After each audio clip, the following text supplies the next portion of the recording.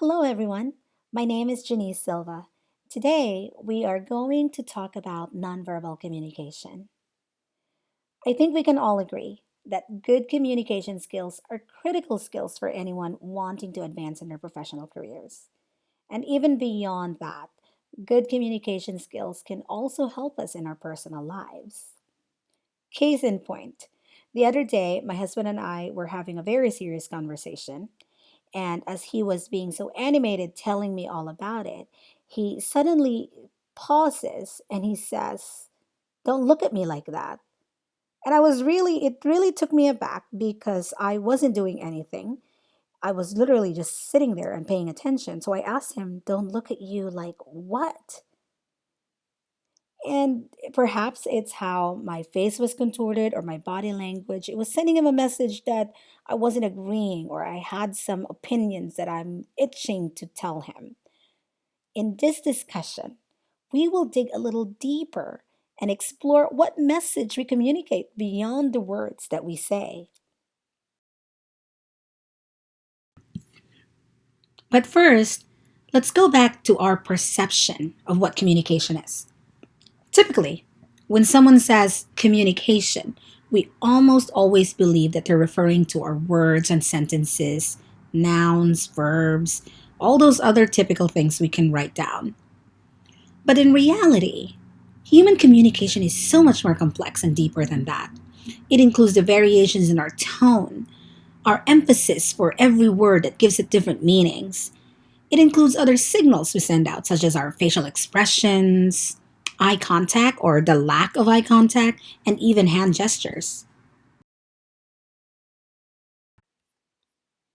According to Patty Wood, a body language expert and the author of the book Snap, Making the Most of First Impressions, Body Language, and Charisma, you might be saying one or two words, but giving off thousands of nonverbal cues. These nonverbal cues, which include everything from your posture to your expression, are crucial to any interaction. And it's especially important to project the correct cues to communicate our message correctly. In fact, research shows that only approximately 5% of our personal messages are conveyed by words.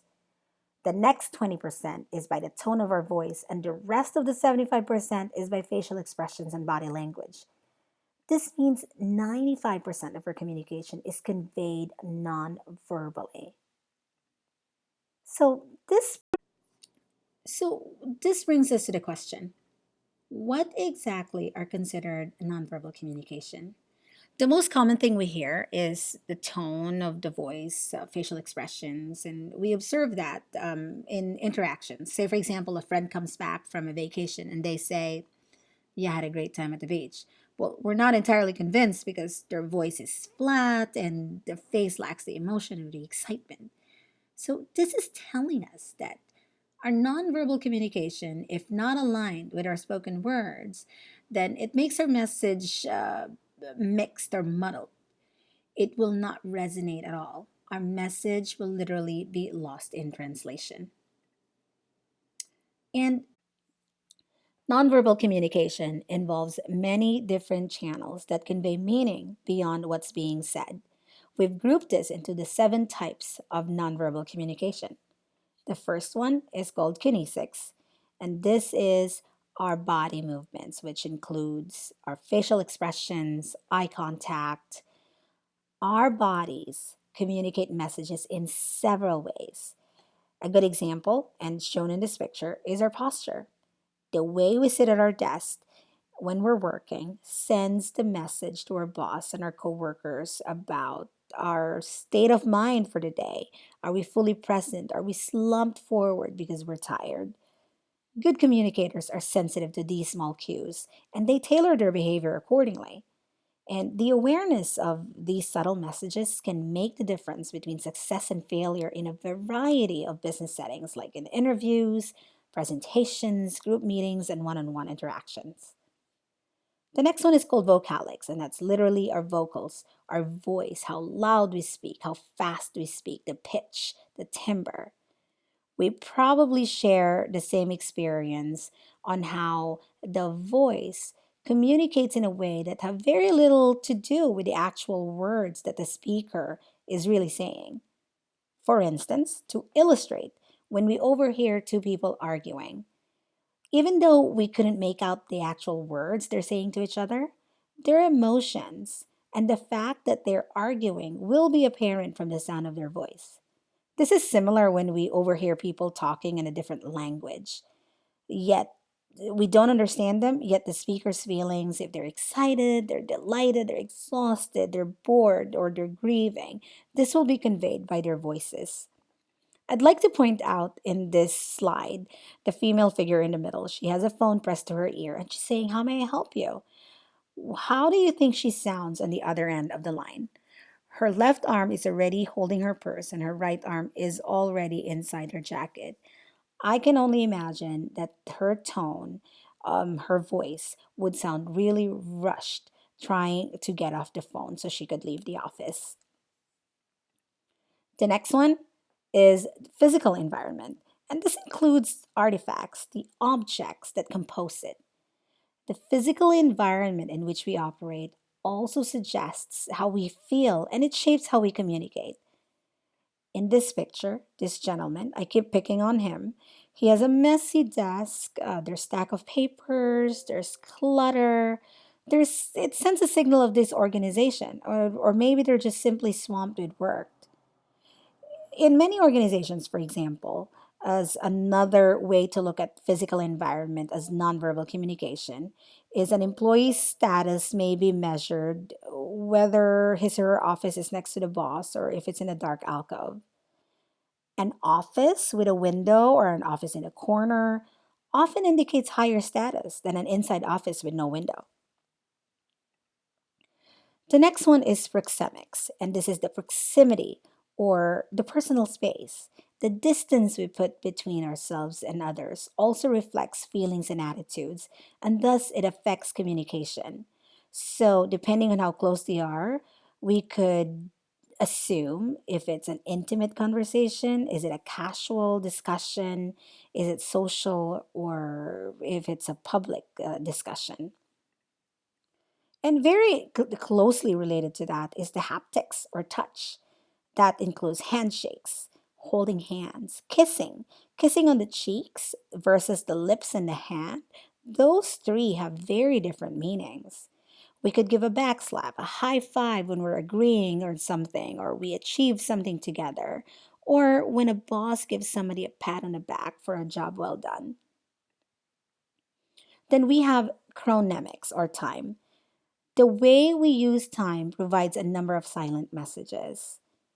In fact, many business advisors recommend that if you're just starting your job, that you be particularly scrupulous about the use of your time. It really reflects and sends the message about your diligence, your discipline, and how you value and respect other people's time. If you're always tardy, do you arrive at meetings on time, or are you always late? Do you cancel on meetings? Do you meet deadlines? So your consciousness and time management. And finally, the last one is the personal appearance. And this is really a little touchy because a lot of people would probably say we don't want to judge a book by its cover. But we have to acknowledge the reality in a business environment that physical appearance, the way we dress, how we present ourselves, plays a tremendous role in determining how our message is going to be accommodated or accepted. The kind of clothing one wears can influence how people react, and the clothing one wears depending on several factors, the industry or the field of work. A good example is I work in healthcare in a medical office. If somebody walks in to take my blood or give me a medical exam and they do not look neat and clean or they're unkempt, I would question their credibility and their ability to do the job well. And if I am mistaken and they are really good at their job, it is a discredit to their skills because how they present themselves through their personal appearance. On these next slides, we will play a little game. Now that we know all the different channels of nonverbal communication, we'll look at each photo thoroughly. We'll observe what we see and we'll try to interpret what message it's sending us. And let's start with this one. We see four individuals sitting, they're facing up front. It looks like, or we could just assume that somebody is presenting. They're sitting upright.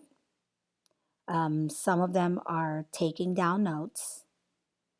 They look really focused. And what is this telling us just by looking, not even hearing what they're talking about? By sitting upright, I could assume that they're alert and present and they're ready to take on the challenges of the day. With them taking notes, it sends the message that they're paying attention.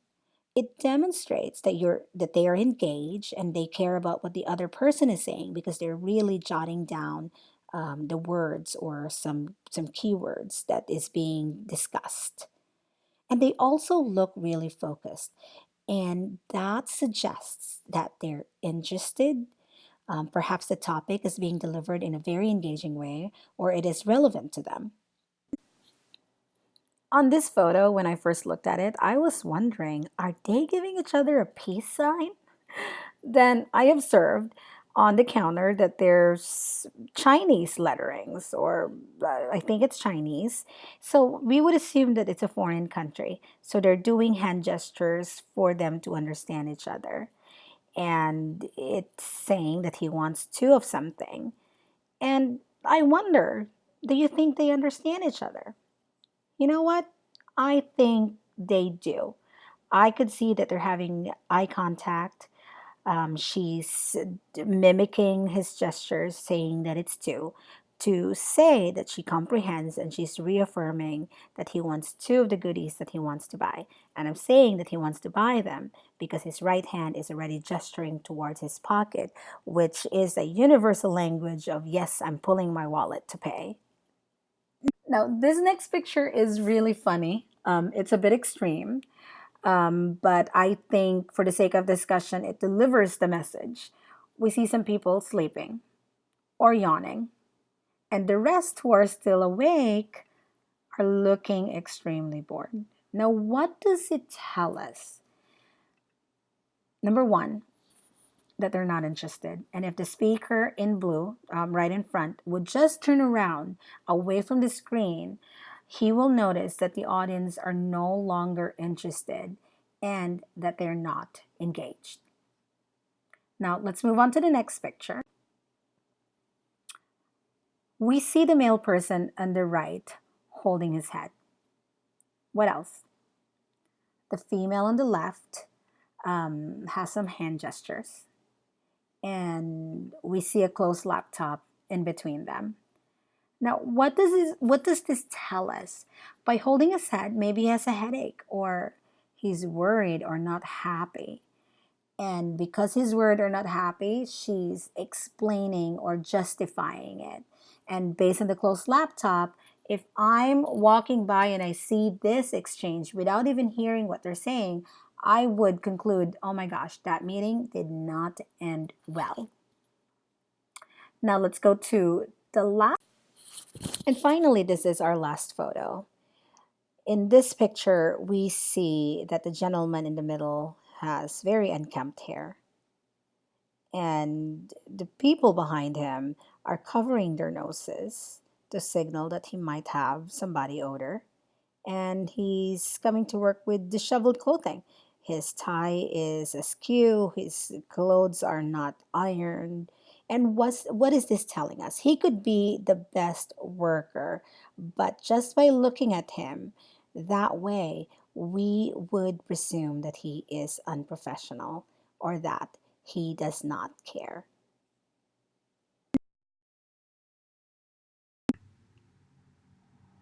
After looking at all those five photos, I think we can all agree that a lot can be said without words in any given interaction. Often, our nonverbal communication, like our facial expressions, body posture, eye contact, etc., these are the ones that speak the loudest. These nonverbal cues play a huge role in how our words and our intentions are actually interpreted. By now, we've established how important nonverbal communication is. So, the next step is to find ways to improve our nonverbal communication. And I've narrowed it down to three big buckets. And if there's three things that I'd like you to walk away with in this presentation, it would be these three tips in improving your nonverbal effectiveness. The first one is to monitor your nonverbal behavior. One study found that low self monitors were blissfully ignorant of their shortcomings and were more likely to overestimate their communication skills. So, this one is all about self awareness. This can help you manage your nonverbal behavior. For example, in a meeting or if you're delivering a presentation, you might catch yourself droning on and losing your audience. When dealing with a difficult situation, your mental alarm will typically go off if you're losing your patience and showing irritation. So be aware of that. Keep an eye on how you may look and sound to others, and this will really enhance your image as a professional. The next one is to demonstrate interest in others. It's not all about you. An interaction entails listening and putting in the time and the effort to understand the other person as well. So it's all about paying attention. Pay close attention to what the person says. Show that you're interested and that your focus is on them. And finally, observe conventions. It is very important to note that some nonverbal communications are cultural. So learn the culture. For example, in Northern Europe, you can expect to greet associates with a handshake, while in Latin America or perhaps other countries in Mediterranean, they would typically give a hug or even a kiss in the cheek that would be considered appropriate.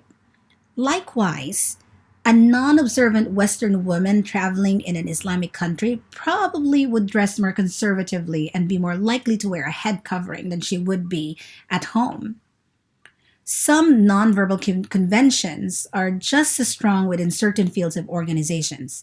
The style of dress with personal trainers, for example, or a website designer, they're all very different depending on the field of work, the culture of their organization, and all that.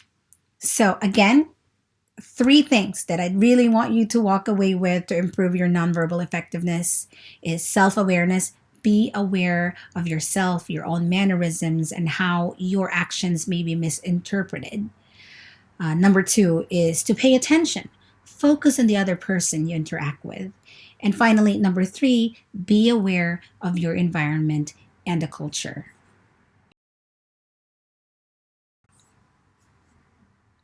I'm adding this extra slide because nonverbal communication is also present in work related digital conversations. This is especially important in the age that we are now in technology, where all our communication or most of our communication at work is being done with hashtags by email, tweets, and text messages. And this means that with digital communication, while it's fast and convenient, it really lacks that 95% of the signals transmitted through face to face communication. So it is more likely that our messages are misinterpreted because we don't have the body language, we don't have the facial expressions or the tone. Write emails.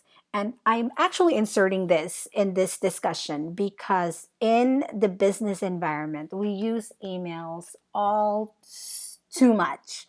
We use it for most of our communications, and a lot of people don't realize how we communicate with each other in email, that 5% of our messages are conveyed through words, and in this email we lose 95% of our communication elements. So it's really important that we pay attention to how and what we write. So some do's: watch the tone of your email to make sure it will be perceived as you intend. So keep tabs on the tone of your email to make sure it will be perceived um, with what you're trying to say. You could even try reading it out loud before sending. Pay attention to replying to all or just one person. And this is really one of my pet peeve, and I'm sure you've experienced. In one day, there's just so many emails because everyone's saying thank you to a group message or a distribution list, which is so inappropriate. And finally, if you're emailing someone, never write anything that you would not want others to read. Always assume that your email may be forwarded and may be used against you. So, email with care. Follow good email etiquette. It's a way to make sure that we show value and respect and contribute to a good working relationship, and not send messages that may be misconstrued or misinterpreted. And so, with that, what we're really I'd like to end this presentation with this really cute video, which really captures everything that we discussed today. That it's not just what you say, it's how you say it. Are you back? Is this my car? State Farm knows that for every one of those moments, this is ridiculous! There's one of these. Is this my car? What? This is ridiculous. This can't be happening! This can't be happening. Oh, it's happening, sweetheart. Oh, it's happening, sweetheart. Shut up! Shut up! Ah! That's why State Farm is there. What a day. With car insurance for when things... So, in that video, we saw two individuals saying exactly the same words, but those words carry different meanings because of their body language and the tone of their voice. So, it's not just what you say, it's how you say it.